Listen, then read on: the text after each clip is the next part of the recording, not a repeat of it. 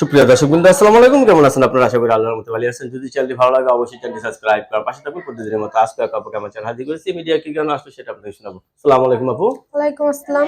আপু ভালো আছেন? এই তো আলহামদুলিল্লাহ, আপনি ভালো আছেন? ইনশাআল্লাহ ভালো আছি। আপু কি নামাজ রোজা পড়েন? ইনশাল্লাহ করি, বিয়ে যেহেতু হয় নাই।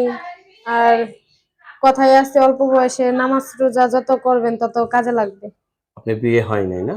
না, সামনে রোজা আসতেছে, একটু রোজা তো কালকেই। এখন কালকে রোজা রোজা। আসলে কি হবে? এখন বাবা মা যেভাবে চালায় ওইভাবে চলতে হয়। এখন তো মনে করেন বাবা মাও যে অসুস্থ, নিজেরাই খাইতে পারি না, আমাদের খাওয়াবে কিভাবে? সবসময় পর্দা করেন না? হুম।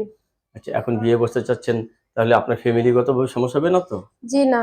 আপনার সমস্যা আপনি একাই সমাধান?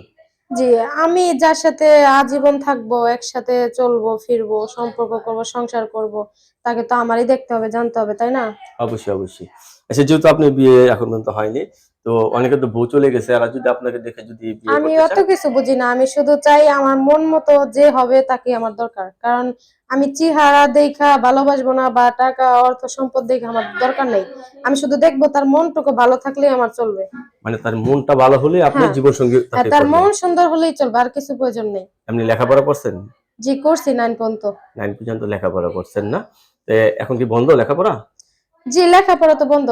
লেখাপড়া করতে গেলে টাকা পয়সা লাগে, জানেনই তো। হ্যাঁ, অবশ্যই, এক অবশ্যই। একটা পরীক্ষা দিতে গেলে ১০-১২ হাজার টাকা লাগে। ১০-১২ হাজার টাকা হলে আমাদের সংসার চলে যায়।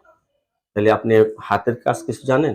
জি জানি, কিন্তু আমার বাবার সামর্থ্য নাই, তাই আর কি মেশিন চালাইতে পারি, কিনা দিতে পারে না।